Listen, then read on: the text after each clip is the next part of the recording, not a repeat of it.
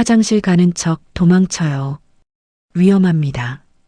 종업원이 제 손바닥에 슬쩍 쥐어준 쪽지에는 그렇게 적혀 있었습니다. 설 둘째 날 시어머니가 갑자기 비싼 한정식집 외식을 제안했죠. 시어머니는 평소보다 더 다정하게 제 잔에 차를 따라 주었습니다. 우리 며느리 오늘은 많이 먹어.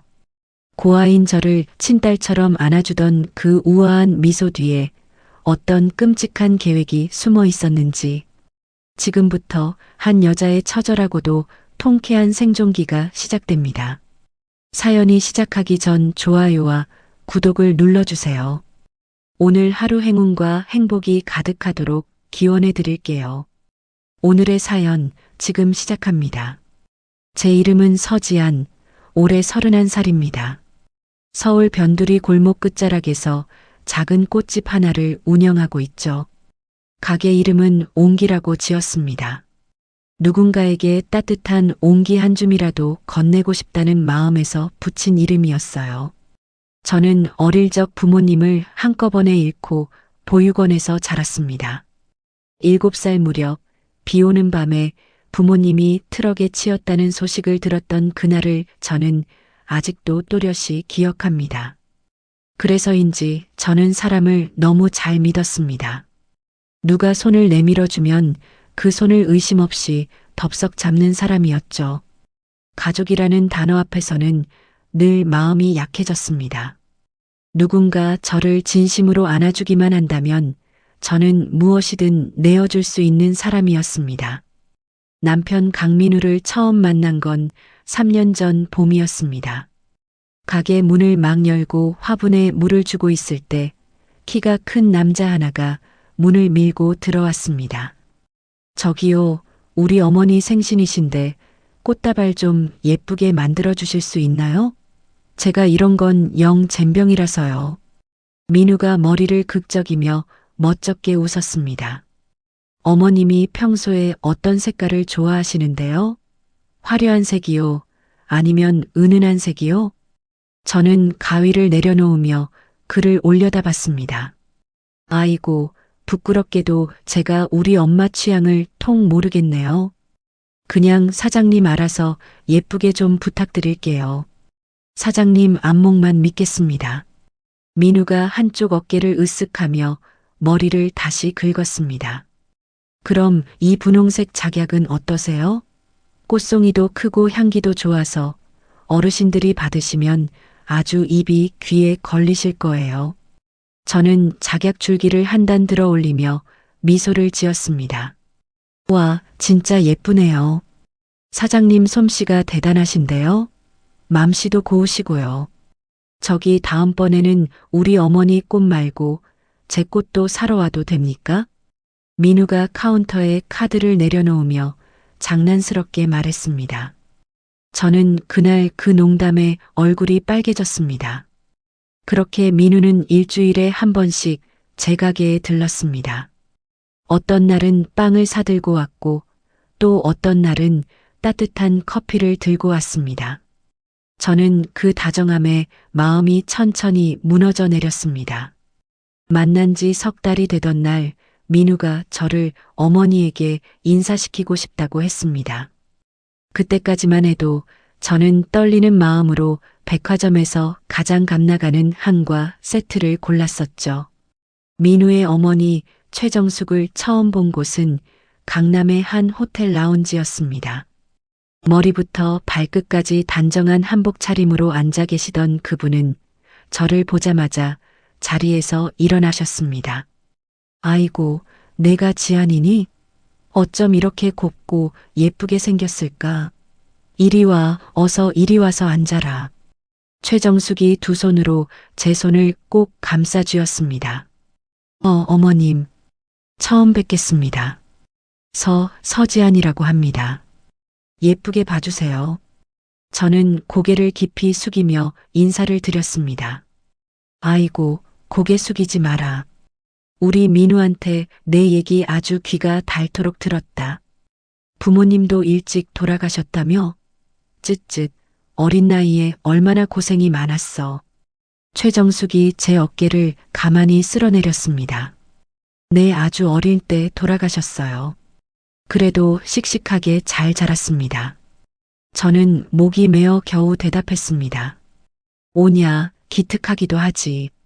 이제부터는 내가 내 엄마 노릇 톡톡히 해주마. 너처럼 착하고 예쁜 딸이 어디 있겠니? 우리 민우가 아주 복덩이를 물고 왔구나. 복덩이를. 최정숙이 손수건을 꺼내 제 눈가를 닦아주었습니다. 저는 그날 식당 화장실에서 한참을 울었습니다. 이제 정말 가족이 생기는구나. 그런 마음에 눈물이 멈추지 않았습니다. 그 우아한 미소가 잘 짜인 거짓이라는 걸 그때의 저는 꿈에도 몰랐습니다. 지난 설 연휴 둘째 날 시어머니에게서 갑작스러운 전화가 걸려왔습니다. 네, 지안아. 너 오늘 저녁에 시간 좀 비워놔라. 애미가 아주 기가 막히게 맛있는 한정식집 하나 예약해뒀으니까. 최정숙의 목소리가 평소보다 한 톤 더 부드러웠습니다. 네, 어머님, 오늘 저녁이요? 무슨 특별한 날도 아닌데 갑자기 웬 외식이세요? 저는 앞치마를 풀며 수화기를 고쳐주었습니다. 무슨 일은 무슨 일? 우리 며느리 허구한 날 꽃집에서 흙 만지며 고생하잖아. 애미가 몸보신 좀 시켜주려니까 잔말 말고 예쁘게 입고 있어. 민우가 퇴근길에 픽업 갈 거다. 최정숙이 짧게 웃으며 말했습니다. 아이고, 어머님도 참. 네, 알겠습니다. 예쁘게 준비하고 기다릴게요. 저는 가슴 한쪽이 묘하게 간지러운 것을 느끼며 전화를 끊었습니다. 민우가 모는 차는 시내를 한참 벗어났습니다. 창밖으로 산등성이가 점점 짙어졌고 가로등 하나 보이지 않는 시골길이 끝없이 이어졌습니다. 여보, 길 잘못 든 거 아니야? 식당이 뭐 이렇게 산골짜기 구석에 있어? 무섭게 시리. 저는 어두운 창밖을 내다보며 물었습니다. 아, 길 맞아. 여기가 아는 사람만 몰래 온다는 진짜 맛집이래. 어머니가 몇 달 전부터 줄 서서 겨우 예약하신 곳이니까 잔말 말고 가자고. 민우가 핸들을 꺾으며 짧게 답했습니다. 그래도 그렇지. 여긴 너무 깊잖아. 첩첩산 중이라 사람 그림자도 하나 안 보이네. 저는 어쩐지 마음이 자꾸 가라앉아 무릎 위에 올린 손을 만지작거렸습니다. 아따, 신경 끄라니까. 음식만 맛있고 배부르면 장땡이지. 좀 가만히 있어봐. 민우의 목소리가 평소보다 메말라 있었습니다. 식당은 깊은 산자락 아래 외따로 서 있었습니다.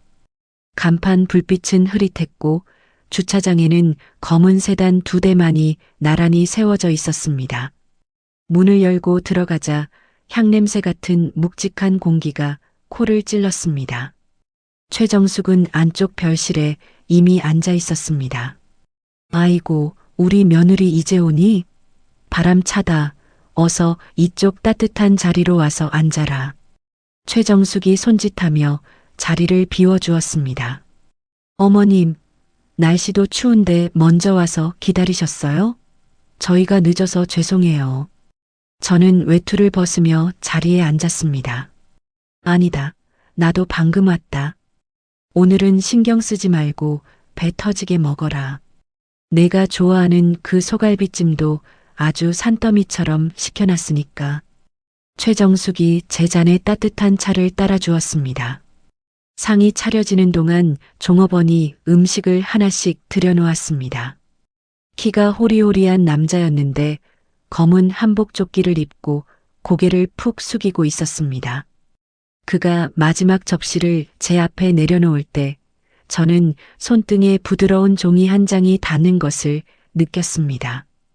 종업원이 제 손가락 사이에 무언가를 슬쩍 밀어넣은 것입니다.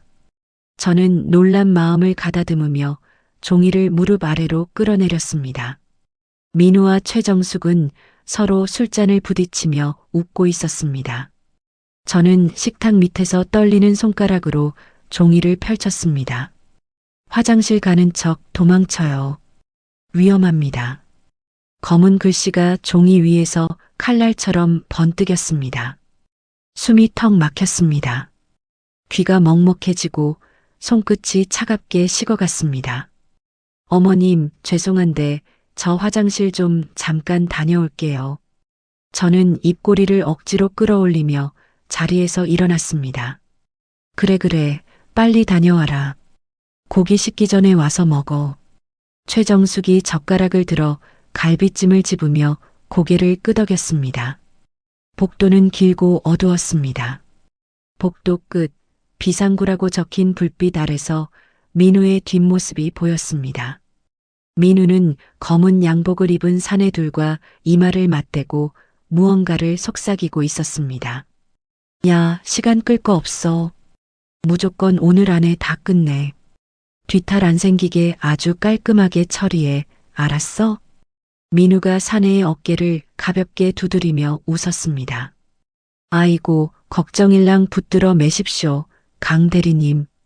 뒷문 쪽으로 차도 싹 대기시켜놨습니다. 지시만 내리십시오.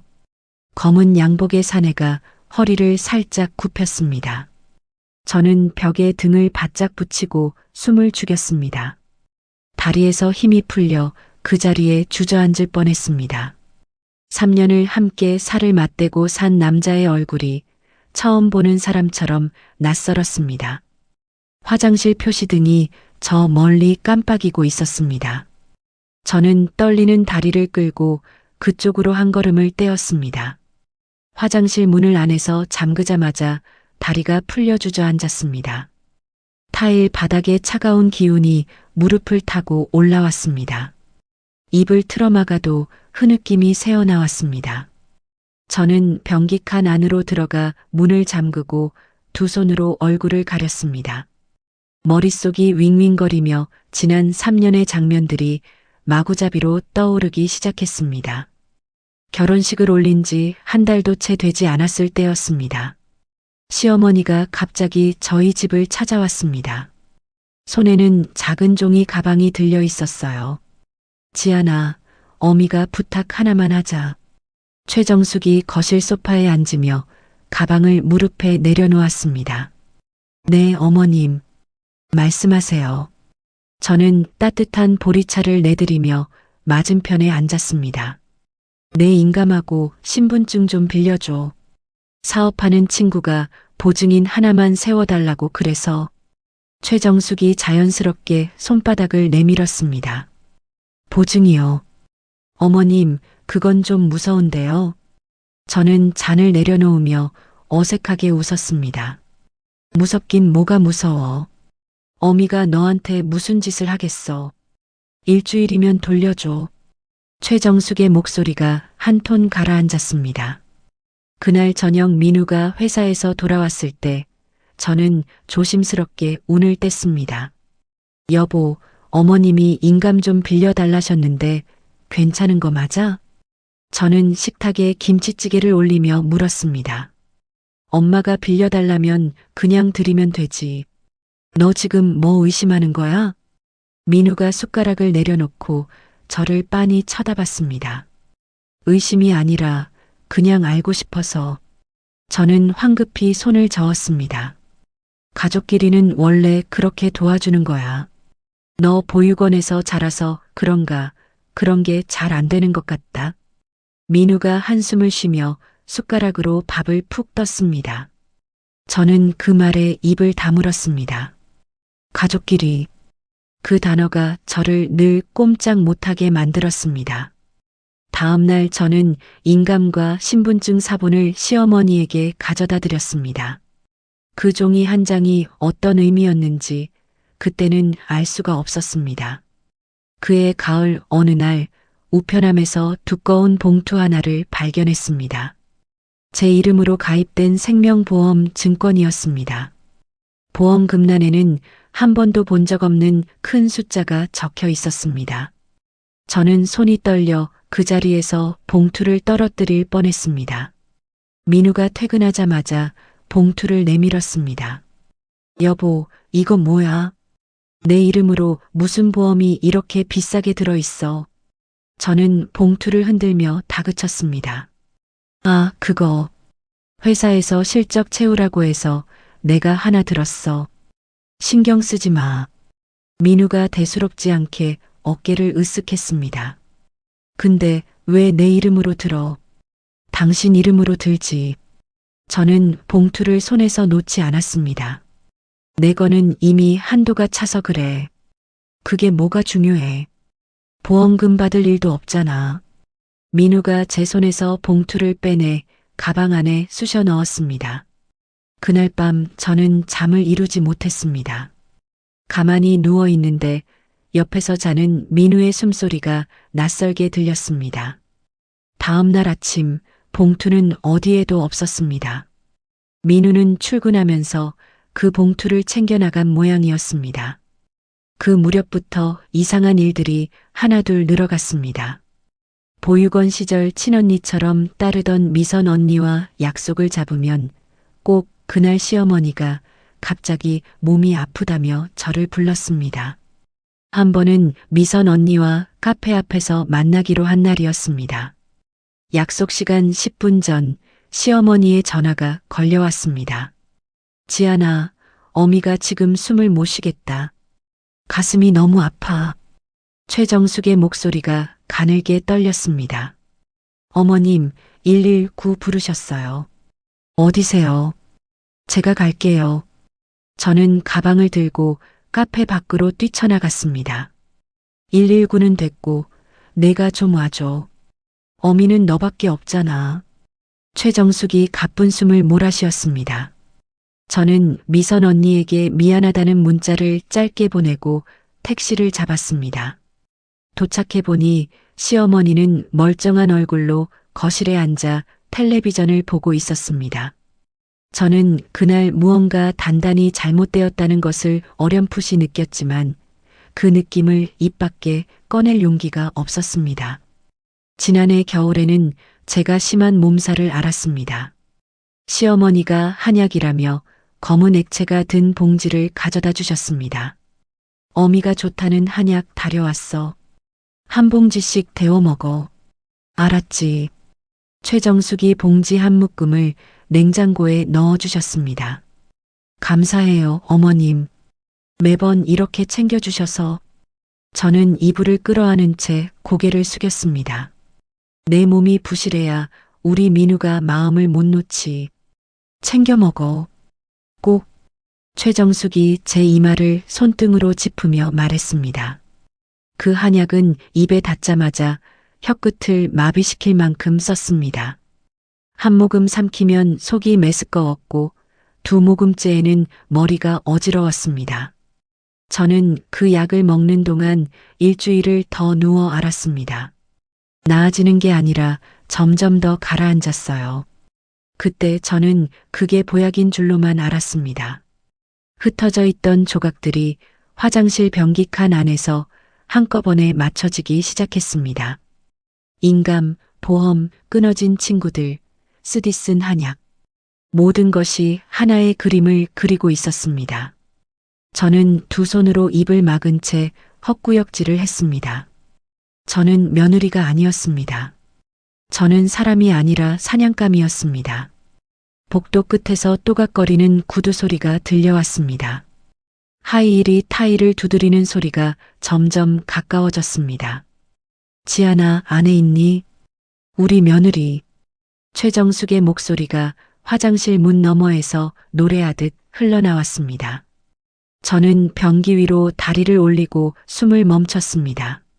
속이 안 좋니? 어미가 좀 들어가도 돼. 최정숙이 손잡이를 부드럽게 흔들었습니다. 저는 대답하지 않았습니다. 입을 떼는 순간 비명이 새어나올 것 같았습니다. 지안아, 대답을 해야지. 어미가 걱정하잖아. 최정숙의 목소리가 한 톤 낮아졌습니다. 저는 작은 창문을 올려다봤습니다. 높은 자리에 달린 창에는 굵은 쇠창살이 단단히 박혀 있었습니다. 빠져나갈 길이 없었습니다. 손잡이가 다시 한번 덜컹거렸습니다.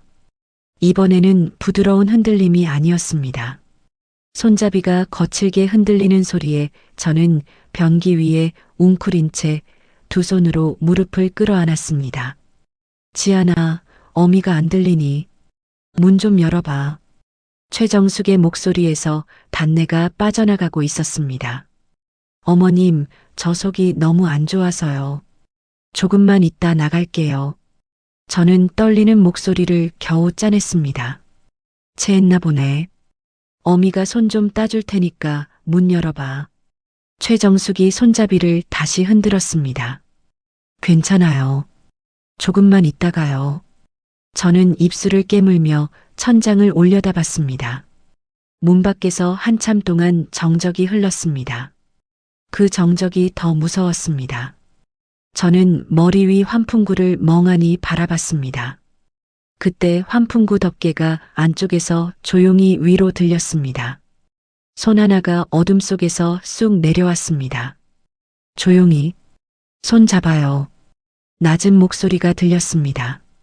저는 숨을 멈추고 그 손을 잡았습니다. 얇지만 단단한 손이었습니다. 그가 저를 끌어올렸습니다. 좁은 통로 안은 먼지와 거미줄로 가득했습니다. 무릎으로 기어가는 동안 손바닥에 녹슨 쇠 부스러기가 박혔습니다. 뒤에서 화장실 문이 부서지는 소리가 둔탁하게 울렸습니다. 지안아. 최정숙의 외침이 칸막이 너머로 길게 메아리쳤습니다. 저는 입을 틀어막고 앞사람의 발뒤꿈치만을 따라갔습니다. 한참을 기어간 끝에 환풍구 끝이 식당 뒤편 창고로 이어졌습니다. 남자가 먼저 뛰어내려 저를 받아주었습니다. 누구세요? 왜 저를 도와줘요? 저는 그의 옷자락을 쥐고 다그쳤습니다. 한도윤이라고 합니다. 지금은 설명할 시간이 없어요. 도윤이 제 손목을 잡아 끌었습니다. 창고 뒷문을 빠져나오자 차가운 밤 공기가 얼굴을 때렸습니다. 식당 정문 쪽에서 사내들의 고함 소리가 터져나왔습니다. 이쪽이다. 뒤로 돌아. 검은 양복의 그림자들이 손전등을 휘두르며 뛰어다녔습니다. 도윤은 저를 끌고 산비탈로 뛰어들었습니다. 구두 굽이 흙에 박혔습니다. 저는 그대로 구두를 벗어 던지고 맨발로 뛰었습니다. 나뭇가지가 종아리를 긁었습니다. 숨이 턱까지 차올랐습니다. 잠깐만요. 잠깐만요. 저는 나무 둥치에 손을 짚으며 헐떡였습니다. 멈추면 죽어요. 더 가야 돼요. 도윤이 제 어깨를 흔들었습니다. 왜 저예요? 왜 저를 죽이려고 하는데요? 저는 도윤의 팔을 붙잡고 그의 얼굴을 올려다봤습니다. 서지한 씨, 그 식당 뭐 하는 데인지 알아요? 도윤이 거친 숨을 몰아쉬며 물었습니다. 한정식집이잖아요. 어머님이 예약하셨어요. 저는 가슴을 부여잡고 말했습니다. 한정식집은 간판이에요. 그 안쪽 별실은 사람 장기 거래하는 자리예요. 도윤의 목소리가 낮게 떨어졌습니다. 저는 그 자리에 무너지듯 주저앉았습니다. 귀에서 윙 하는 소리가 났습니다. 도윤이 품에서 작은 태블릿을 꺼내 화면을 켰습니다. 이거 봐요. 한 장만 보고 일어나요. 도윤이 화면을 제 눈앞에 들이밀었습니다. 화면 위에는 제 사진이 있었습니다. 몇 달 전 시어머니가 가족사진이라며 찍어가셨던 그 사진이었습니다. 사진 옆에는 제 혈액형과 키, 몸무게, 그리고 알 수 없는 숫자들이 빼곡히 적혀 있었습니다. 간 적합, 신장 적합, 그런 단어가 붉은 글씨로 찍혀 있었습니다. 이게 뭐예요? 저는 화면을 손가락으로 짚으며 떨었습니다. 서지한 씨 시어머니가 도박빚을 갚으려고 며느리 몸을 팔기로 한 거예요. 도윤이 태블릿을 도로 품에 넣었습니다. 거짓말. 거짓말이에요. 어머님이 그럴 리가 없어요. 저는 고개를 마구 저었습니다. 남편 강민우도 같이 짠 일이에요. 보험금까지 다 계산해 둔 일이에요. 도윤이 제 어깨를 두 손으로 잡았습니다. 민우가요. 우리 민우가요. 저는 그 이름을 입에 올리며 헛웃음을 흘렸습니다. 산 아래쪽에서 자동차 엔진 소리가 점점 커졌습니다. 헤드라이트 불빛 두 줄기가 숲을 가르고 올라오고 있었습니다. 도망쳐요. 뛰어요. 도윤이 제 손을 다시 잡아 끌었습니다. 저는 발바닥이 찢어지는 줄도 모르고 뛰었습니다. 나뭇잎이 얼굴을 때리고 가시덤불이 옷자락을 잡아챘습니다. 어느 순간 발끝에서 흙이 사라졌습니다. 저는 그대로 멈춰서서 아래를 내려다봤습니다. 까마득한 절벽이었습니다. 달빛 아래 검은 골짜기가 입을 벌리고 있었습니다. 여기까지인데요. 길이 없어요. 저는 뒷걸음질을 쳤습니다. 왔다. 잡아. 뒤쪽에서 사내들의 외침이 또렷이 들렸습니다. 손전등 불빛이 나무 사이로 번뜩였습니다. 도윤이 절벽 아래쪽을 손가락으로 가리켰습니다. 저 아래 덤불 보여요. 저기로 뛰어내려야 해요. 도윤이 다급하게 속삭였습니다. 뛰어내려요.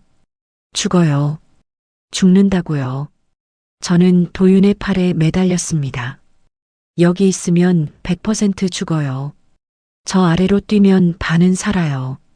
도윤이 제 손을 꽉 쥐었습니다. 저는 절벽 끝을 내려다봤습니다. 다리가 후들거려 서 있기조차 힘들었습니다. 머릿속에는 민우의 웃는 얼굴과 시어머니의 다정한 미소가 번갈아 떠올랐습니다. 그 얼굴들이 이제 저를 쫓는 칼날이 되어 있었습니다. 같이 뛰어요. 손 놓지 말고. 도윤이 제 손가락을 자기 손가락 사이로 깍지 끼었습니다. 네, 같이요. 저는 입술을 깨물며 고개를 끄덕였습니다. 사내들의 발소리가 등 뒤로 다가왔습니다. 강 대리 부인, 거기서. 거친 외침이 등 뒤를 강타했습니다. 저는 눈을 질끈 감았습니다.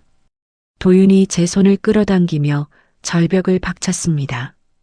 허공에서 잠시 시간이 멈춘 것 같았습니다. 바람이 귀를 때렸습니다. 그 짧은 순간 저는 보육원 마당에서 혼자 그네를 타던 어린 제 모습을 봤습니다.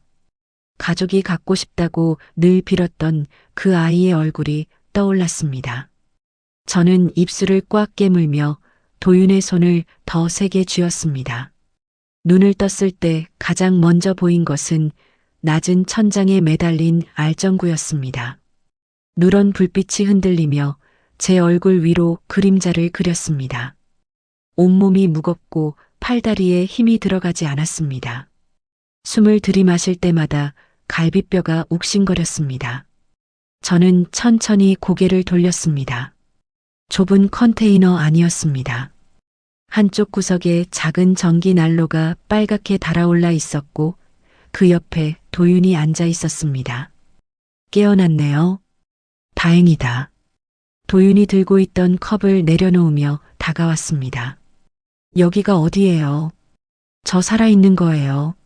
저는 입을 떼며 마른 입술을 하찼습니다. 산 밑 폐자재 창고예요. 제가 미리 봐둔 곳이에요. 살아있어요. 도윤이 컵을 제 입가에 가져다 댔습니다. 미지근한 보리차가 목을 타고 흘러내렸습니다. 그 한 모금에 참고 있던 무언가가 가슴 안에서 와르르 무너졌습니다. 저는 컵을 내려놓고 양손으로 얼굴을 가렸습니다. 어깨가 들썩이고 숨이 끊어졌습니다. 엄마, 엄마. 저는 죽은 엄마를 한참 만에 입에 올렸습니다. 실컷 울어요. 참지 말고. 도윤이 제 옆에 무릎을 꿇고 앉았습니다. 왜 하필 저예요? 제가 뭘 그렇게 잘못 살았다고요? 저는 흐느끼며 도윤의 옷자락을 쥐었습니다. 잘못한 거 하나도 없어요. 저 사람들이 나쁜 거예요. 도윤이 제 손등을 가만히 두드렸습니다. 한참을 울고 나니 머리가 멍해졌습니다. 저는 코를 훌쩍이며 도윤을 올려다봤습니다. 도윤 씨는요? 도윤 씨는 왜 저를 도와줬어요? 저는 손등으로 눈물을 닦으며 물었습니다. 제가 사실은 식당 종업원이 아니에요. 사설 탐정이에요. 도윤이 짧게 숨을 내쉬며 말했습니다. 탐정이요. 그럼 누가 저를 의뢰한 거예요? 저는 자세를 고쳐 앉으며 물었습니다. 의뢰받은 게 아니에요. 제 일이에요. 도윤이 잠시 입을 다물었다가 다시 열었습니다. 2년 전에 제 동생이 죽었어요. 26살이었어요. 도윤이 자기 무릎을 내려다봤습니다. 동생분이요. 어쩌다가요? 저는 조심스럽게 되물었습니다. 동생이 학자금 대출 갚으려고 사채를 썼어요. 처음엔 작은 돈이었는데 이자가 눈덩이처럼 불어났어요. 도윤이 천천히 말을 이어갔습니다. 그 사채 굴리던 사람이 누군지 알아냈는데요. 그게 최정숙이었어요. 도윤이 제 눈을 똑바로 봤습니다. 저는 숨이 막혀 입을 벌렸지만 아무 소리도 나오지 않았습니다. 귓속이 다시 윙윙거렸습니다. 동생이 빚 못 갚으니까 그 사람들이 동생을 술집에 팔아넘기려고 했어요. 동생이 그날 한강에 갔어요. 도윤의 목소리가 조금씩 갈라졌습니다. 미안해요. 정말 미안해요. 저는 두 손으로 입을 막았습니다. 서지한 씨가 사과할 일이 아니에요. 저는 그날부터 최정숙을 쫓아다녔어요. 2년을 쫓아다녔어요. 도윤이 손바닥으로 무릎을 한번 쓸어내렸습니다. 그래서 식당에 들어가 있었군요. 저는 고개를 끄덕였습니다. 네. 그 식당이 그 사람들 자금 세탁 자리거든요. 거기서 며느리 한 명을 들여보낸다는 소문이 돌았어요. 그게 서지한 씨일 줄은 몰랐어요. 도윤이 제 얼굴을 가만히 살폈습니다. 저는 잠시 말을 잃었습니다. 민우가 저에게 청혼하던 그 봄밤이 떠올랐습니다. 한강 둔치에서 무릎을 꿇고 반지를 내밀던 그 얼굴. 저는 그 얼굴을 떠올리며 다시 한번 가슴이 베이는 기분이었습니다. 저는 처음부터 며느리가 아니었네요. 그냥 통장이었네요. 저는 헛웃음을 흘렸습니다. 이제부터 아니면 돼요. 살아있잖아요. 도윤이 제 얼굴을 똑바로 봤습니다. 저는 천천히 자리에서 일어났습니다. 다리가 후들거렸지만 어떻게든 두 발로 서고 싶었습니다. 컨테이너 벽에 손을 짚고 숨을 골랐습니다. 도윤 씨, 저는 도윤을 불렀습니다. 네, 말해요. 도윤이 저를 올려다봤습니다. 저 안 죽을래요. 죽은 척만 할래요. 저는 천천히 또박또박 말했습니다. 무슨 말이에요? 도윤이 자리에서 일어서며 물었습니다. 제가 절벽에서 떨어진 거 그 사람들 봤잖아요. 시체 못 찾았다고 신고하게 두자고요. 저는 도윤의 눈을 마주 봤습니다. 위험해요. 제대로 알고 하는 말이에요. 도윤이 한 걸음 다가왔습니다. 알아요. 보육원에서 자란 저는 가족 없는 사람이잖아요. 저 죽었다고 슬퍼해 줄 사람도 별로 없잖아요. 그 사람들이 보험금 받으러 가는 거 직접 볼 거예요. 저는 주먹을 꽉 쥐었습니다. 좋아요. 그럼 시간이 좀 필요해요. 한 달은 숨어 있어야 해요. 도윤이 천천히 고개를 끄덕였습니다. 한 달이든 두 달이든 견딜 수 있어요. 저는 짧게 답했습니다. 그날 밤부터 컨테이너 살림이 시작되었습니다. 도윤은 인근 폐교 자리에 있는 빈 창고로 저를 옮겼습니다. 사람 발길이 끊긴 자리였습니다. 도윤은 저에게 새 휴대전화와 작은 노트북을 가져다 주었습니다. 인터넷 회선은 도윤이 직접 깔아준 것을 썼습니다. 이 노트북으로 저쪽 통장 흐름 들여다볼 거예요. 저 혼자 다 못 보니까 같이 봐야 돼요. 도윤이 화면을 켜며 말했습니다. 제가 그런 거 할 줄 알아요. 저 꽃집밖에 안 해본 사람이에요. 저는 손을 저으며 물러섰습니다. 숫자만 읽으면 돼요. 누가 누구한테 얼마 보냈는지만 봐주면 돼요. 도윤이 의자를 끌어다 제 옆에 놓았습니다. 저는 도윤이 가져온 자료를 한 장 한 장 넘겨봤습니다. 시어머니의 차명, 계좌 목록이 빼곡히 적혀 있었습니다. 그 안에는 매달 큰 돈을 받아가는 도박장 운영 자금이 찍혀 있었습니다. 민우의 휴대전화 통화 기록도 따로 있었습니다. 브로커로 의심되는 번호와 수십 차례 연결된 흔적이 있었습니다. 이 번호가 그날 복도에서 봤던 그 사내인 것 같아요. 저는 손가락으로 화면을 짚었습니다. 맞을 거예요. 그 사람이 강민우 쪽 연락책이에요. 도윤이 메모지에 번호를 옮겨 적었습니다. 이튿날 도윤이 작은 텔레비전을 들고 왔습니다. 저녁 뉴스에서 제 얼굴이 큼지막하게 떴습니다. 산속 절벽 아래에서 신혼 며느리가 실종되었다는 자막이 흘렀습니다. 이어서 민우와 시어머니의 인터뷰가 나왔습니다. 민우는 손수건으로 눈가를 누르고 있었습니다. 제 아내가 평소에 우울증이 심했어요. 시어머니가 좋은 곳 데려가서 기분 풀어주려고 했는데 이런 일이 생겨서. 민우가 카메라 앞에서 어깨를 들썩였습니다. 우리 며느리가 어찌나 착했는지 몰라요. 가엾어서 어떡해요. 최정숙이 손수건을 입에 대며 흐느꼈습니다. 저는 텔레비전 앞에서 손톱이 손바닥에 박힐 만큼 주먹을 쥐었습니다. 손가락 마디가 하얗게 변했습니다. 두고 봐요. 저는 화면을 노려보며 낮게 중얼거렸습니다. 두고 봐요. 두 사람. 저는 같은 말을 한 번 더 되뇌었습니다. 도윤이 옆에서 제 어깨에 담요를 둘러주었습니다. 난로 위에서 주전자가 작게 휘파람을 불었습니다. 한 달이라는 시간이 빠르게 흘러갔습니다. 컨테이너 안에서 저는 매일 새벽까지 화면 앞에 앉아 있었습니다. 도윤이 가져다주는 자료를 정리하고 시어머니가 다니는 도박장 출입 시간을 일지에 옮겨 적었습니다. 거울 속 제 얼굴은 점점 달라졌습니다. 울던 여자는 사라지고 눈빛이 차가운 사람 하나가 그 자리에 서 있었습니다. 내일이에요. 보험사 본사 가는 날이요. 도윤이 노트북을 덮으며 말했습니다.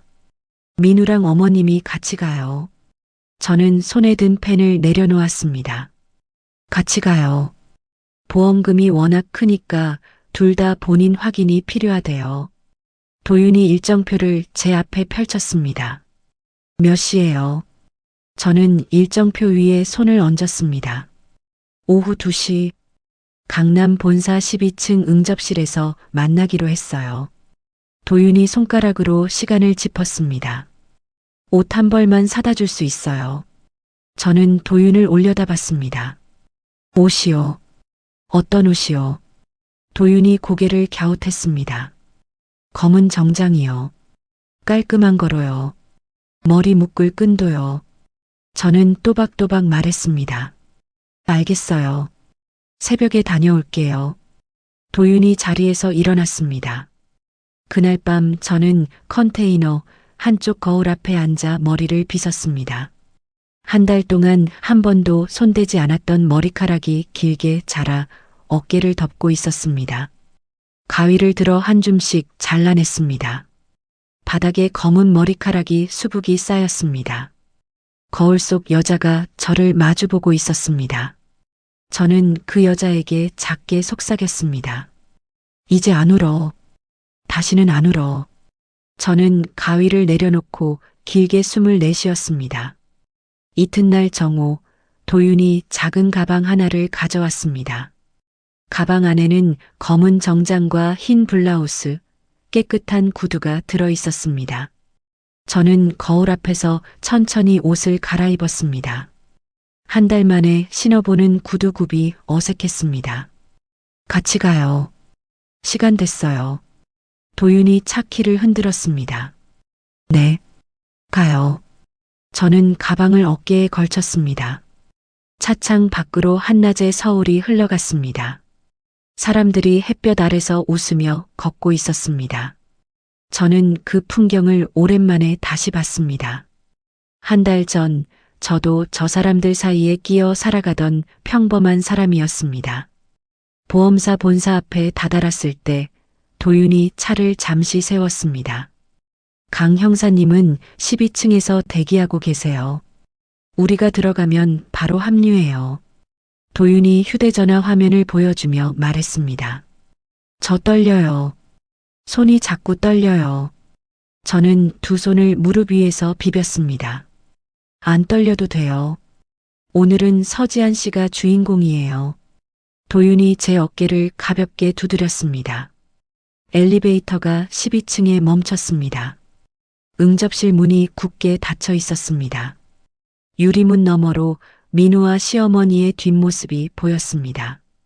민우는 검은 양복 차림이었고 시어머니는 회색 한복을 곱게 차려입고 있었습니다. 보험사 직원이 두 사람 앞에 서류 한 뭉치를 내려놓는 중이었습니다.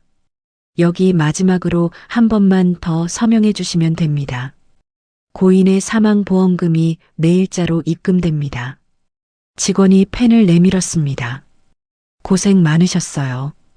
우리 며느리가 좋은 데 갔으니 이 돈으로 좋은 일 하려고요. 최정숙이 가짜 한숨을 내쉬며 펜을 받았습니다. 어머니, 제가 먼저 서명할게요. 민우가 서류를 끌어당겼습니다. 저는 유리문 손잡이를 잡았습니다. 그 순간 한 달 동안 갈고 닦아 온 모든 시간이 손끝에 모였습니다. 저는 천천히 문을 밀고 안으로 들어갔습니다. 구두굽이 카펫을 단단히 디뎠습니다. 민우야, 어머님, 오랜만이에요. 저는 두 사람을 향해 입을 열었습니다. 펜을 쥐고 있던 민우의 손이 그대로 굳었습니다. 최정숙이 천천히 고개를 돌렸습니다. 두 사람 모두 입을 반쯤 벌린 채 저를 쳐다봤습니다. 지지하나. 최정숙의 입에서 짧은 음절 하나가 새어나왔습니다.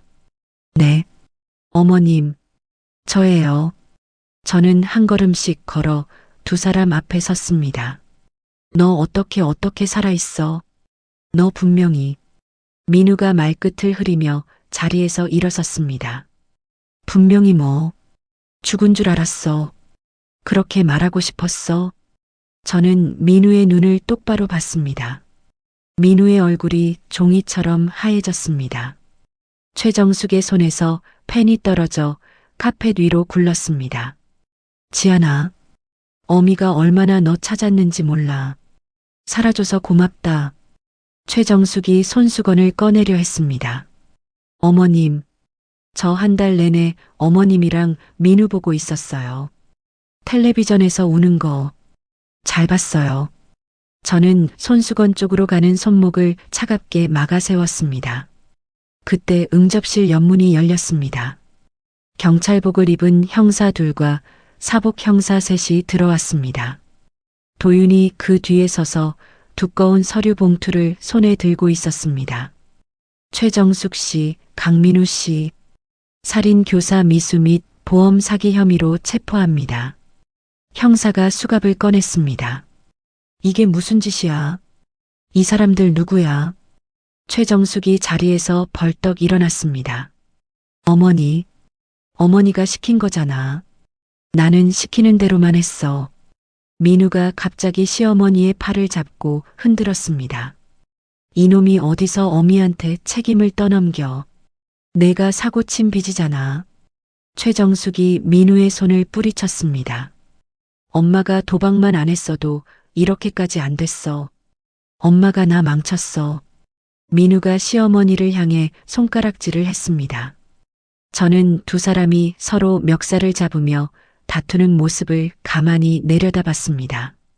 한 달 전 그 식당 별실에서 마주보고 웃던 두 사람이 떠올랐습니다. 같은 사람들이 맞는지 의심스러웠습니다. 수갑 채워주세요. 빨리요. 저는 형사를 향해 짧게 말했습니다. 수갑이 차가운 소리를 내며 채워졌습니다. 두 사람이 형사들 손에 끌려나가는 동안 카메라 플래시가 복도를 가득 채웠습니다. 누군가 어떻게 알았는지 기자들이 이미 로비에 몰려 있었습니다. 강민우 씨 부인 살해 모의가 사실입니까? 기자들이 마이크를 들이댔습니다. 최정숙 씨, 도박 빚이 얼마나 됩니까? 또 다른 기자가 카메라를 들이밀었습니다. 저는 그 광경을 응접실 창가에서 내려다봤습니다. 도윤이 옆으로 다가와 제 곁에 섰습니다. 끝났어요. 일단은요. 도윤이 조용히 말했습니다. 네. 일단은요. 저는 짧게 답했습니다. 해가 기울고 있었습니다. 저녁놀이 유리창을 붉게 물들였습니다. 저는 그 빛을 받으며 오랜만에 길게 숨을 내쉬었습니다. 가슴 한쪽이 비어있는 듯도 했고 가득 차 있는 듯도 했습니다. 도윤이 캔맥주 2개를 어디서 구해왔는지 한 캔을 제게 내밀었습니다. 한 모금만 해요. 오늘만. 도윤이 캔을 살짝 흔들었습니다. 저는 그 캔을 받아쥐고 도윤의 캔에 가볍게 부딪혔습니다. 탕 하는 작은 소리가 응접실 안에 짧게 울렸습니다.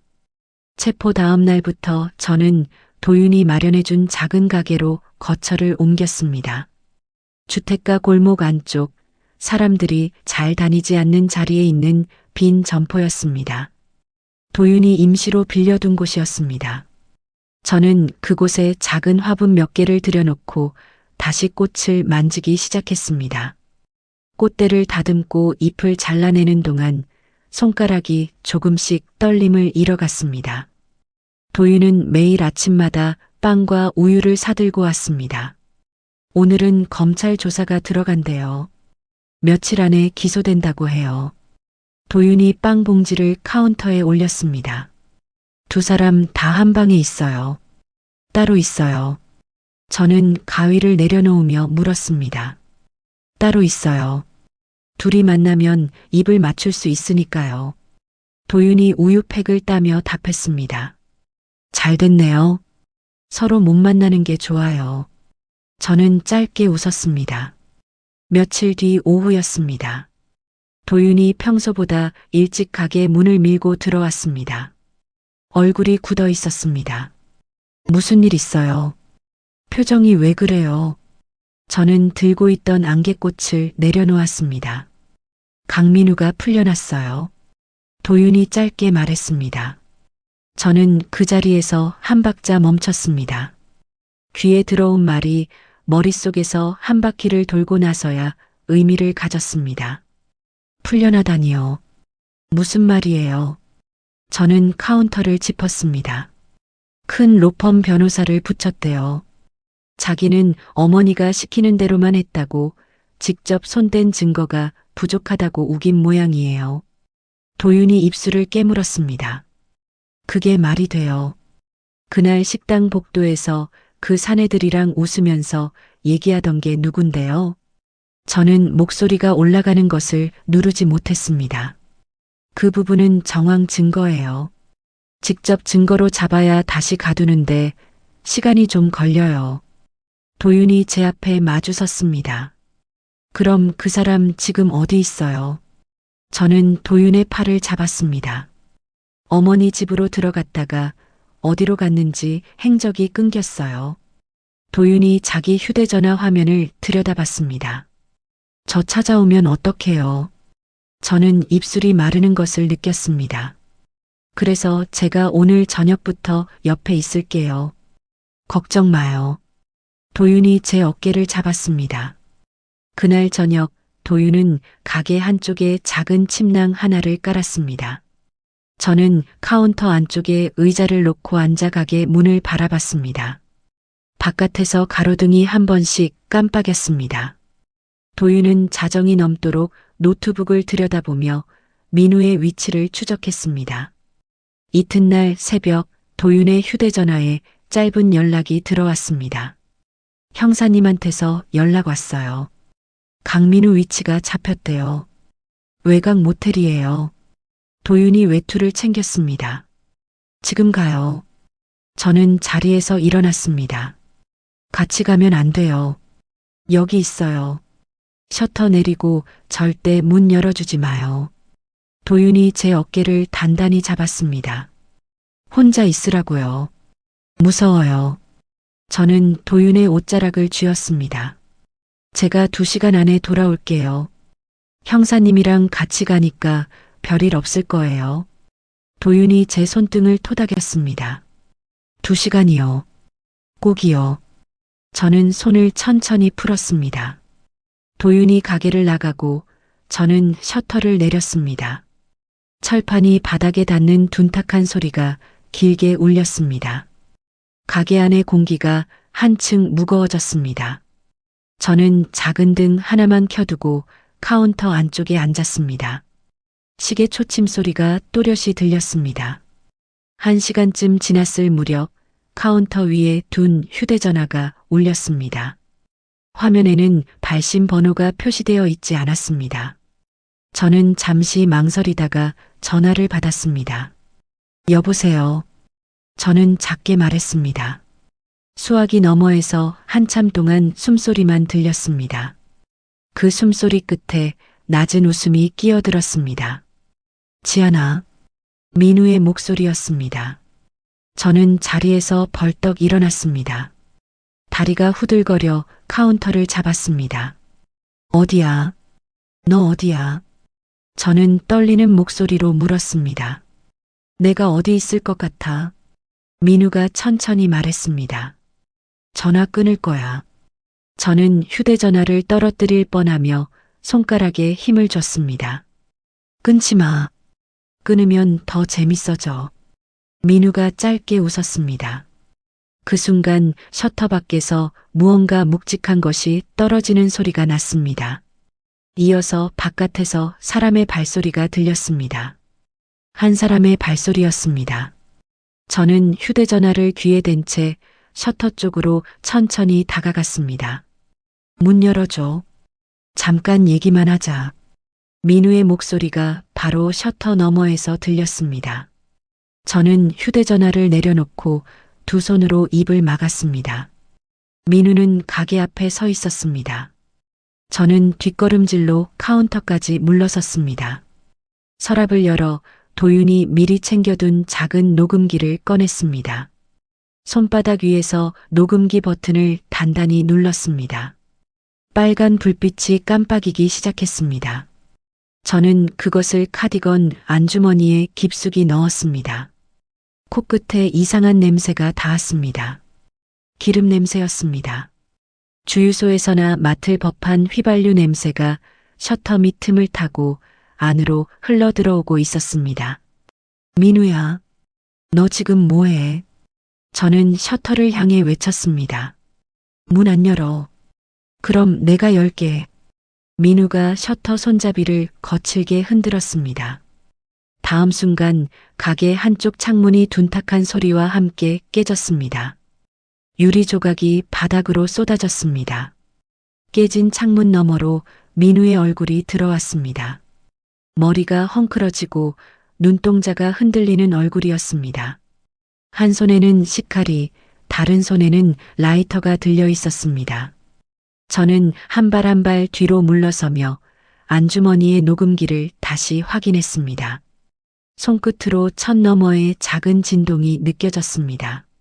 민우가 깨진 창문을 발로 한 번 더 차며 가게 안으로 넘어 들어왔습니다. 구두굽이 깨진 유리를 밟으며 날카로운 소리를 냈습니다.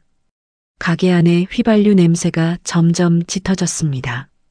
민우의 구두굽이 유리 조각을 짓밟으며 가게 안쪽으로 한 걸음씩 다가왔습니다. 저는 카운터 뒤로 물러서며 두 손을 들어 보였습니다. 손끝이 사시나무 떨듯 흔들렸습니다. 민우야, 칼 내려놔. 우리 얘기 좀 해. 저는 목소리를 일부러 떨었습니다. 이제 와서 얘기. 그게 무슨 소리야? 민우가 칼끝을 제 쪽으로 겨눴습니다. 내가 잘못한 거 있으면 사과할게. 칼만 내려놔. 저는 한 발 더 물러섰습니다. 내가 잘못한 게 어디 있어. 잘못은 내가 했지. 민우가 비틀린 웃음을 흘렸습니다. 무슨 말이야? 내가 뭘 잘못했다고 그래. 저는 카디건 안주머니 쪽으로 손을 살짝 가져갔습니다. 너 같은 호구 하나만 처리하면 되는데 그걸 한 번에 못 끝낸 거. 그게 내 잘못이지.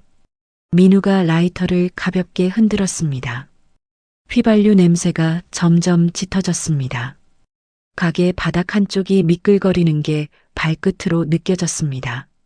민우는 들어오면서 이미 가게 안에까지 휘발유를 흩뿌려둔 모양이었습니다. 호구라니, 나는 너 사랑해서 결혼한 거잖아.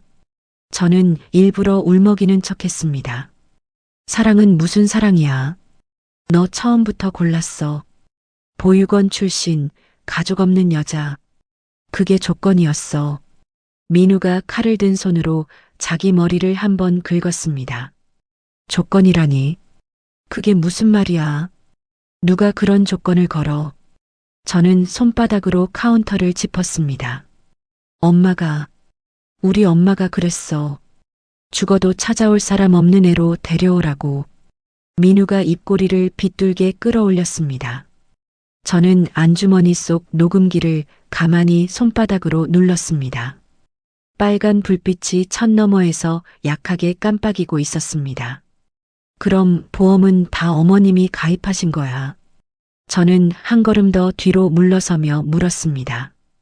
보험은 내가 짰지. 어머니가 빚 갚을 돈 부족하니까 내가 머리 굴려서 짠 거야. 민우가 가슴을 손가락으로 툭툭 쳤습니다. 장기 거래도 내가 짠 거야. 저는 또박또박 물었습니다. 그래. 보험금만으로는 부족하니까 같이 묶었어. 내가 다 그렸어. 어머니는 그냥 도장만 찍었어. 민우가 한 발 더 다가왔습니다. 오늘은 왜 여기 온 거야? 풀려났으면 도망가지.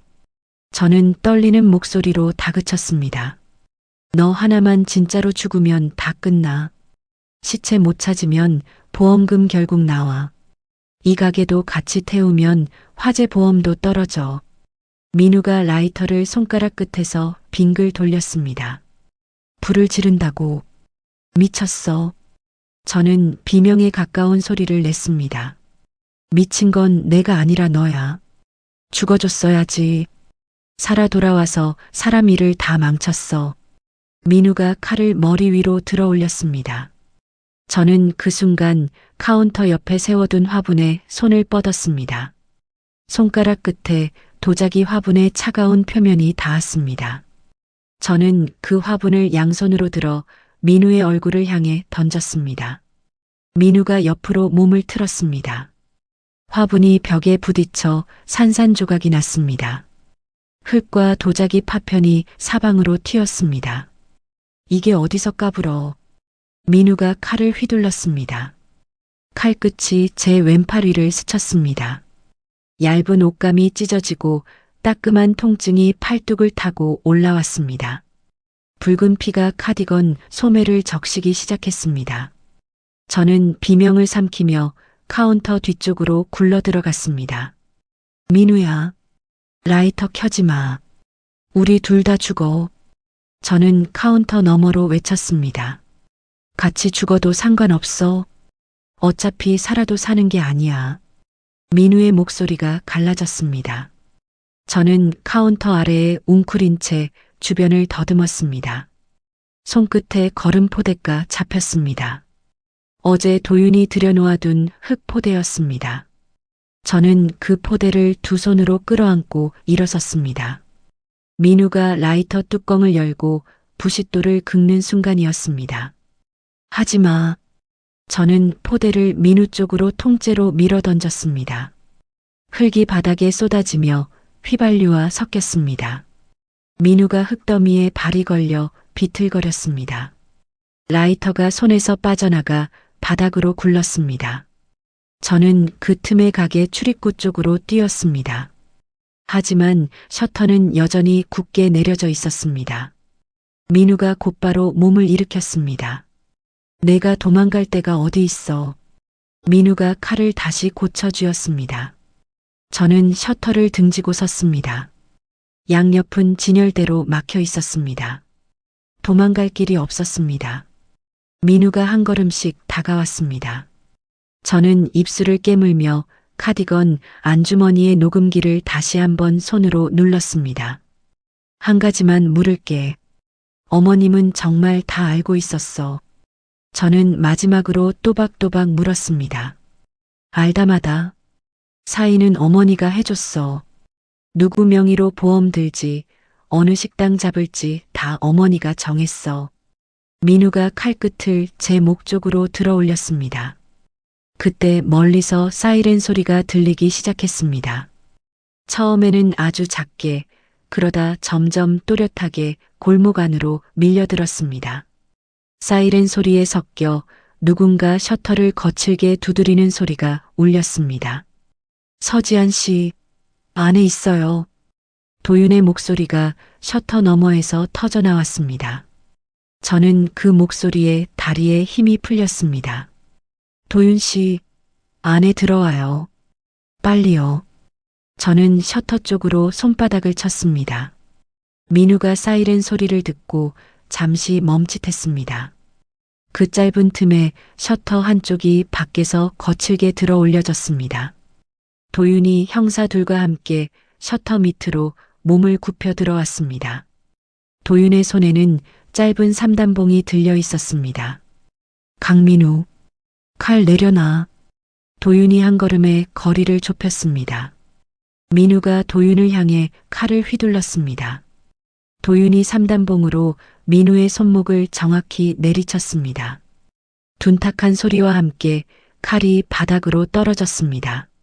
민우가 비명을 지르며 손목을 감쌌습니다. 형사 둘이 곧바로 민우의 양팔을 뒤로 꺾었습니다. 수갑이 손목에 걸리는 소리가 짧게 울렸습니다.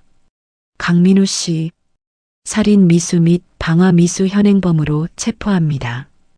형사가 단단한 목소리로 말했습니다. 나, 놓으라고. 전현이 먼저 던졌어. 민우가 발버둥을 쳤습니다. 저는 그제야 카디건 안주머니에서 녹음기를 꺼내 손바닥에 올렸습니다. 빨간 불빛이 여전히 깜빡이고 있었습니다.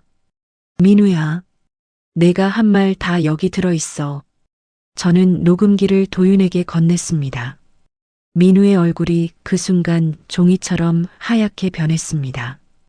입이 천천히 벌어졌습니다. 인연이 처음부터. 민우가 침을 튀기며 소리쳤습니다. 내 입으로 말했잖아. 어머님이 사인했다고. 다 어머님이 정했다고. 저는 민우의 눈을 똑바로 봤습니다. 민우가 발끝을 바닥에 박으며 형사의 손에서 벗어나려 했습니다. 형사들은 흔들림 없이 민우를 끌고 셔터 밖으로 나갔습니다. 바깥에서 카메라 플래시가 또 한 번 골목을 가득 채웠습니다. 가게 안에 매캐한 휘발유 냄새가 여전히 남아 있었습니다. 도윤이 깨진 창문으로 들어오는 바람을 막으려 외투를 벗어 창틀에 걸쳤습니다. 저는 그제야 왼팔의 통증을 다시 느꼈습니다. 소매가 붉게 물들어 있었습니다. 피나요. 많이 다쳤어요. 도윤이 제 팔을 살피며 손수건을 풀었습니다. 괜찮아요. 깊지 않아요. 저는 천천히 고개를 저었습니다. 도윤이 손수건으로 제 팔을 단단히 묶어주었습니다. 저는 그 손길에 처음으로 길게 숨을 내쉬었습니다. 가게 바닥에는 흙과 유리 조각, 꺾인 꽃들이 어지럽게 뒹굴고 있었습니다. 저는 그 한가운데 서서 천장 등불을 올려다봤습니다. 재판이 시작되기까지 2달이 걸렸습니다. 저는 그 2달 동안 도윤이 새로 마련해준 작은 방에서 지냈습니다. 왼팔의 상처는 얇은 흉터를 남기며 아물었습니다. 저는 매일 그 자리를 손끝으로 한 번씩 만져보고는 했습니다. 그 흉터가 제가 살아남았다는 증거 같았습니다. 재판 마지막 날 저는 검은 정장 차림으로 법정에 들어섰습니다. 도윤이 한 걸음 뒤에 서서 같이 걸어주었습니다. 방청석 한쪽에 자리를 잡고 앉자 피고인석 쪽에서 시어머니와 민우가 차례로 들어왔습니다. 2사람 다 회색 수감복 차림이었습니다. 시어머니는 2달 사이에 10년은 늙어 보였습니다. 머리카락이 푸석푸석해지고 눈밑이 검게 가라앉아 있었습니다. 민우는 시어머니 쪽을 한 번도 쳐다보지 않았습니다. 판사가 자리에 앉고 선고가 시작됐습니다. 피고인 최정숙, 살인 교사 및 보험 사기, 불법 도박장 운영 등의 혐의를 모두 인정합니다. 무기징역을 선고합니다. 판사의 목소리가 법정 안에 묵직하게 울렸습니다. 방청석에서 짧은 술렁임이 일었습니다. 시어머니가 천천히 무릎을 꺾으며 자리에 주저앉았습니다. 교도관이 양옆에서 시어머니를 부축했습니다.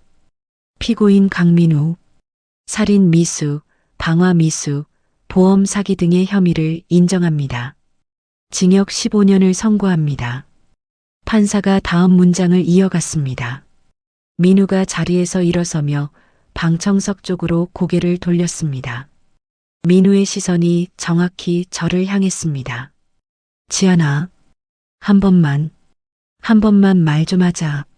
민우가 교도관의 팔을 뿌리치며 외쳤습니다. 피고인은 자리에 앉으십시오. 판사가 의사봉을 가볍게 두드렸습니다. 지안아, 내가 잘못했어. 어머니가 시킨 거야. 너만 살려주면 다 자백할게. 민우가 발버둥을 쳤습니다. 저는 천천히 자리에서 일어났습니다. 민우의 눈을 정면으로 마주봤습니다. 민우야, 나는 이제 내 이름도 부르고 싶지 않아. 저는 또박또박 말했습니다. 민우의 얼굴이 일그러졌습니다. 지안아, 우리 3년이나 같이 살았잖아. 민우가 다시 한 발 나섰습니다. 그 3년이 다 거짓말이었잖아. 그 시간 돌려줄 거 아니면 입 다물어. 저는 시선을 거두며 자리에 다시 앉았습니다. 교도관이 민우를 단단히 붙잡았습니다. 민우가 끌려나가는 동안 시어머니도 천천히 일어섰습니다. 시어머니는 마지막으로 한 번 저를 돌아봤습니다. 지안아, 어미는 너를 진짜로 미워했던 건 아니야. 최정숙이 갈라진 목소리로 말했습니다. 저는 그 말에 짧게 웃었습니다. 입꼬리는 올라갔지만 눈은 차가웠습니다. 어머님, 저 어머님 며느리였던 적 한 번도 없었네요. 그동안 어머님 노릇해 주셔서 고마웠어요. 저는 차분히 답했습니다. 최정숙의 입술이 잠시 떨렸습니다. 시어머니는 끝내 아무 말도 잊지 못하고 교도관 손에 이끌려 나갔습니다. 법정 문이 닫히는 둔탁한 소리가 울렸습니다. 저는 그 소리를 끝까지 들었습니다. 손바닥 위에 쌓여 있던 어떤 무거운 것이 그제야 미끄러져 내려가는 기분이었습니다. 법정을 나오자 햇살이 눈부시게 쏟아졌습니다. 도윤이 옆에서 외투 자락을 정리해 주었습니다. 고생했어요. 정말로요. 도윤이 짧게 말했습니다. 같이 와줘서 고마워요. 저는 도윤을 올려다봤습니다. 이제 어떻게 할 거예요? 도윤이 천천히 물었습니다. 꽃집 다시 열 거예요. 처음부터요. 저는 짧게 답했습니다. 좋네요. 이름은 정했어요. 도윤이 따라 걸으며 물었습니다. 네, 정했어요.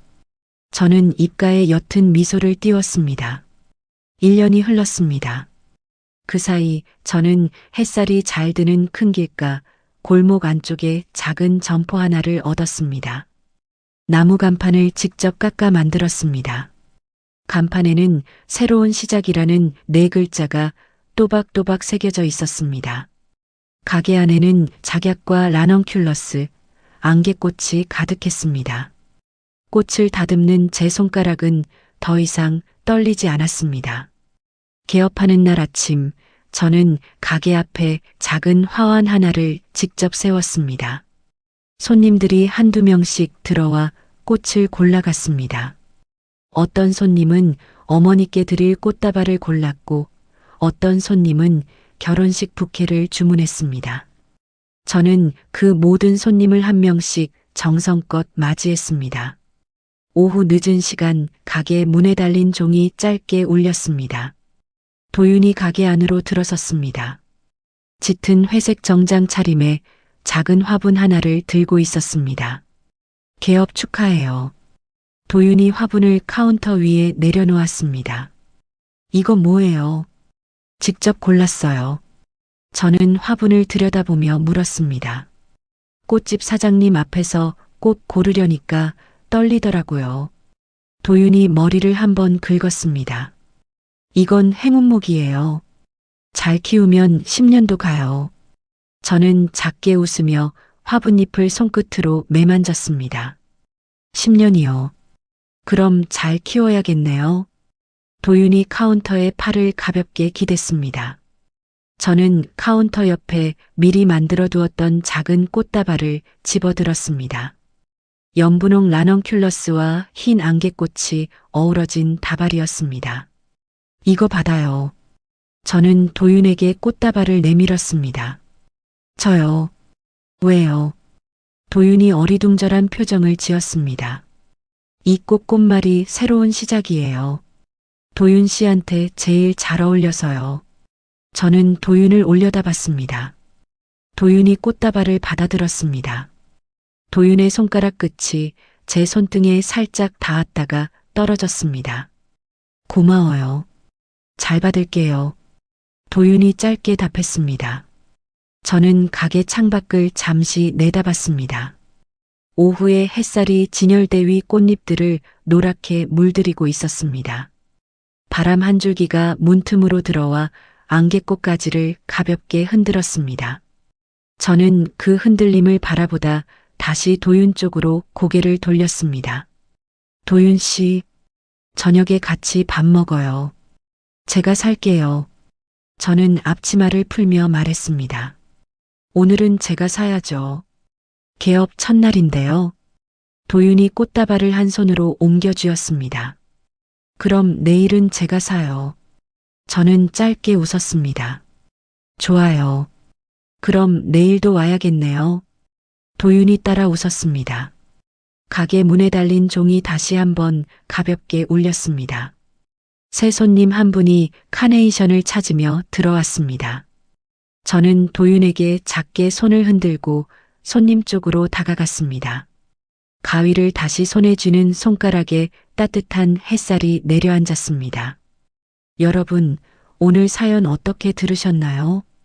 저는 서지안의 이야기를 정리하면서 한 가지 생각이 자꾸 머릿속에 맴돌았습니다. 가족이라는 이름이 늘 따뜻한 것만은 아니라는 것. 때로는 그 이름 뒤에 가장 차가운 칼이 숨어 있을 수 있다는 사실 말입니다. 부모를 일찍 여의고 외롭게 자란 한 사람에게 다가온 다정한 손길. 그 손길이 사실은 목숨을 노린 덫이었다는 것을 알았을 때 보통의 사람이라면 그대로 무너졌을 겁니다. 하지만 서지아는 무너지지 않았어요. 울고 또 울었지만 결국에는 두 발로 다시 일어섰습니다. 도망치는 대신 맞서기를 택했고 숨는 대신 정면으로 그들을 끌어내렸습니다. 그래서 저는 이 이야기가 단순한 복수극이 아니라고 생각해요. 한 사람이 자기 인생의 주인 자리를 되찾는 이야기였습니다. 가족이라는 거짓된 울타리를 부수고 나와 진짜 내 편이 누구인지를 알아본 이야기였죠. 혹시 지금 여러분 곁에도 이상한 신호를 보내는 사람이 있다면 부디 그 신호를 외면하지 마세요. 믿음은 귀한 것이지만 내 목숨보다 귀하지는 않습니다. 이야기를 끝까지 들어주신 분이 계시다면 잘 들었다고 댓글 하나만 남겨주세요. 감사합니다.